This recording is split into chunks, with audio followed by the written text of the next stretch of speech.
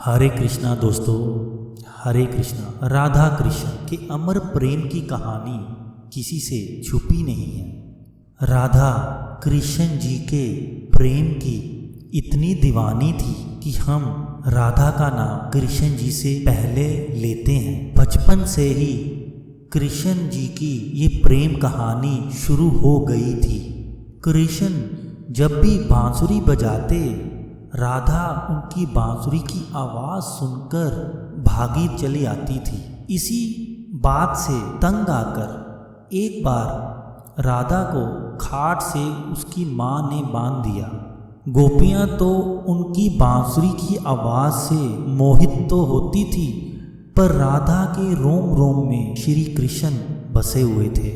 यशोदा मैया ने जब कृष्ण को बोला, आप उनसे मिलना बंद कर दो, तो कृष्ण ने आगे से जवाब दिया, वो मेरे बगैर मर जाएगी, वो निसंदेह मेरे से प्रेम करती है, मैं उसके प्रेम में डूबा हुआ हूँ, वो मेरे बगैर एक क्षण भी नहीं जी पाएगी।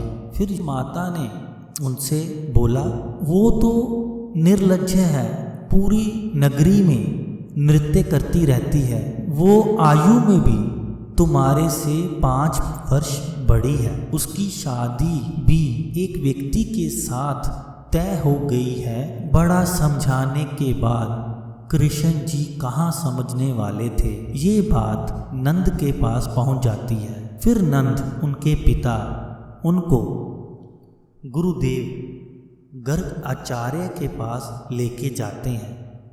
कृष्ण जी गुरुदेव को कहते हैं, राधा के बिना मैं अधूरा हूँ और राधा मेरे बिना एक क्षण भी नहीं रह सकती। उसके भीतर रोम रोम में प्रेम बसा हुआ है, अगर मैंने उसको छोड़ा तो वो मर जाएगी। गर्ग आचार्य ने जब ये सुना तब उनको नारद की भविष्यवाणी याद आई। उन्होंने सोचा, ये सही ही वक्त आ गया है कृष्ण को सच बताने का। वो कहते हैं, कृष्ण ये तेरे माता पिता नहीं हैं, तुम्हारा जन्म यहाँ पे धर्म की स्थापना करने के लिए हुआ है।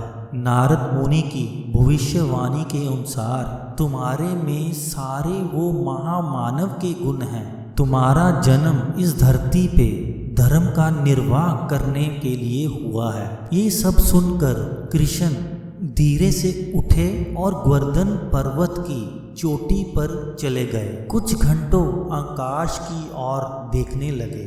उनके अंदर किसी अलौकिक शक्ति का निर्माण हो रहा था। काफी घंटों के बाद जब वो वापिस आए, वो पूरी तरह से बदल चुके थे। उनको देखकर उनके साथी गोकुलवासी नतमस्तक हो गए। अपने जीवन की नई शुरुआत से पहले उन्होंने सभी का प्रेम देखते हुए एक बड़ी रासलीला का आयोजन किया।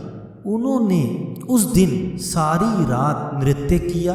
राधा को अपनी कमर में बंधी बांसुरी निकाल कर दी और कहते हैं, राधा अब मैं बांसुरी नहीं बजाऊंगा, ये बांसुरी अब तेरी है। इतना कहने के बाद वो वहाँ से रथ में सवार होकर द्वारका की ओर चले जाते हैं। दोस्तों, ये आपको अब पता चल ही गया होगा क्यों राधा का विवाह श्री कृष्ण से नहीं हुआ। हो सके तो इस चैनल को लाइक एंड सब्सक्राइब कर देना। Thank you very much.